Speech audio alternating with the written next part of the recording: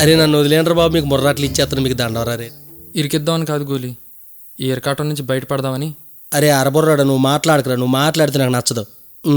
నిజం గోలి, నేను చెప్తున్నా కదా విను. మీరు చెప్తే ఓకేనండి, ఏంటో చెప్పండి. అసలు శ్రీముఖి దయంలా ఎందుకు మారాల్సి వచ్చిందో ఒక్కసారి కనుక్కో నువ్వు. ఆ విషయం ఏదో ఉందో మీరే కనుక్కోవచ్చు కదా, దాన్ని నన్ను ఎందుకు ఎలకడం? మీరందరూ వెళ్ళి అడగండి, చెప్తుంది.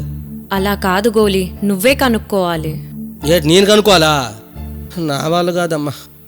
అంటే మనమందరం కలిసి తను వచ్చిన కారణం తెలుసుకొని ఆ సమస్యని పరిష్కరించామంటే తను వెళ్ళిపోతుంది, మనం కూడా సేఫ్గా వెళ్ళిపోవచ్చు.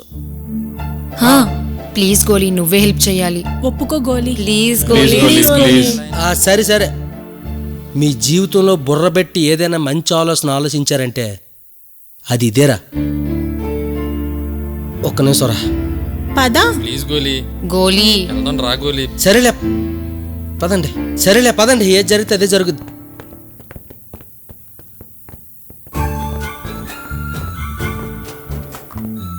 రేయ్, మన టైం బాగుంది, అది మంచి మూడ్లో ఉంది, ఏదో ఆడుకుంటుంది, పదండి రండి.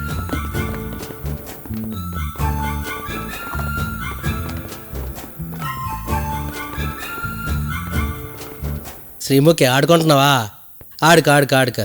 అంతకుముందు మనం ఆడిన ఆటలని ఇదేమైనా కొత్త ఆట? ఏదో పిచ్చాట, చెప్పండి. అదే మీ గురించి పాప వాళ్ళకి ఏదో చిన్న డౌట్ ఉందంట, పాపం అది అడగడానికి వచ్చాం. ఏదో అడుగుతున్నారు కదా. ఏంటో చెప్పండి. శ్రీముఖి, మేము నేను ఒకటి అడుగుదాం అనుకుంటున్నాం, నీకు అభ్యంతరం లేకపోతే అడగండి. ఏం లేదు, అది అది ఇందాక చెప్పావు కదా, ఏదో నీ మనసులో ఏదో డౌట్ ఉంది, అడుగుతానని. అడుగు, పర్లేదు, మేడం చెప్పమంటుంది కదా, ఏదో అడుగుతున్నారు కదా. ఏం లేదండి, ఇప్పుడు చనిపోయిన తర్వాత ఇక్కడి నుంచి ఆత్మలు పైకి వెళ్ళిపోతాయి అంటారు కదా. కొన్ని ఆత్మలు ఎక్కడెక్కడే తిరుగుతుంటాయి, వాళ్ళకి ఏదో ఫ్లాష్ బ్యాగ్లు ఉండుంటాయి. అలాంటి ఫ్లాష్ బ్యాగ్ మీకేమైనా ఉంటే మేమందరం కలిసి మీకు కొంచెం హెల్ప్ చేద్దాం అనుకుంటున్నాం. అందుకని అందరం ఇలా కలిసి వచ్చాం, మిమ్మల్ని అడిగాం. నాకు ఏదైనా ప్రాబ్లం ఉంటే మీరు సాల్వ్ చేస్తారా? దయ్యం సినిమాలు బాగానే చూస్తారనమాట. అంటే అప్పుడప్పుడు చూస్తాం, ఆ క్యాజువల్గా చూసేవే.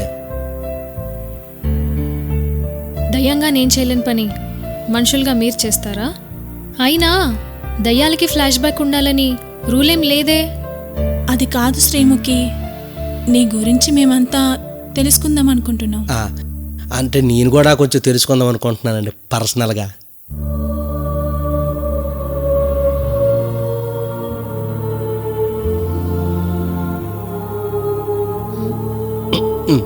చెప్పండి. ఏమంటారు, భయపడకండి, క్లాస్ బాయ్ చెప్తుంది. నా పేరు అహల్య. నాకు 5 సంవత్సరాల వయసు ఉండగానే మా అమ్మ నన్ను యాక్సిడెంట్లో చనిపోయారు. ఒంటరి జీవితం, బంధువులు ఉన్నా ఎవరు చేరదీయలేదు. ఒక్క పూట అన్నం కోసం కనిపించిన ప్రతి ఇంట్లో అడుక్కొని మరీ పనిచేసేదాన్ని. ఆకలి బాధతో ఏడవని రోజు లేదు. నాకు వయసు వచ్చిందని మగాల చూపుల ద్వారా అర్థమైంది. ఒక పక్క ఆకలి బాధ, ఇంకో పక్క మగాల ఆకలి చూపులు నన్ను చాలా ఇబ్బంది పెట్టాయి. నాకు ఒక కుటుంబం ఉంటే ఎంత బాగుండేదో అని ఎంత ఏడ్చానో నాకే తెలీదు. అయినా ఆ దేవుణ్ణి నేను ఒక్కటే అడిగాను, నాకు మంచి కుటుంబాన్ని ప్రసాదించు స్వామి అని. అయినా నాకు అసలు అర్థం కాదు, ఆ దేవుడు మాలాంటి వాళ్ళ మాటలు ఎందుకు వినడో ఏంటో. ఎక్కువసార్లు అడిగేశానేమో, నన్ను కూడా యాక్సిడెంట్లో చంపేశాడు. కానీ మీ అందరినీ కలిసాకే నాకు అర్థమైంది, నేను చనిపోయాకే ఆ దేవుడు నా మాటలు విన్నాడేమో అని. మీ అందరితో కలిసి ఉండడానికి నాకు ఈ శరీరాన్ని ఇచ్చాడు. మీ అందరితో ఆడుకున్నాను, మీ అందరికీ సేవ చేశాను, మీ అందరినీ ప్రేమించాను, చాలా సంతోషంగా ఉన్నాను. నాకు తెలుసు నేను చనిపోయి 11 రోజులు అవుతుంది. మహా అంటే ఇంకొక రోజు మాత్రమే మీతో ఉంటాను. ఆ తర్వాత మీరంతా సంతోషంగా ఉండొచ్చు. కానీ ఒక్కటి మాత్రం నిజం, ఈ జన్మకి మీరే నా ఫ్యామిలీ మెంబర్స్. మీరే. బాధపడకు. ఇన్ని రోజులు నువ్వు మాకెన్నో సేవలు చేసావు. ఈ 24 గంటలు మేమంతా నీకు సేవలు చేస్తాం. బావా, జీవితంలో ఎవరిని నేను ప్రేమించాలని అనుకోలేదు, కానీ నీ ప్రేమ చూసిన తర్వాత ప్రేమ అంటే ఏంటో అర్థమైంది. ఇదే నా చివరి హక్. నా రూపాన్ని నువ్వు మాత్రమే గుర్తుపెట్టుకోగలవు.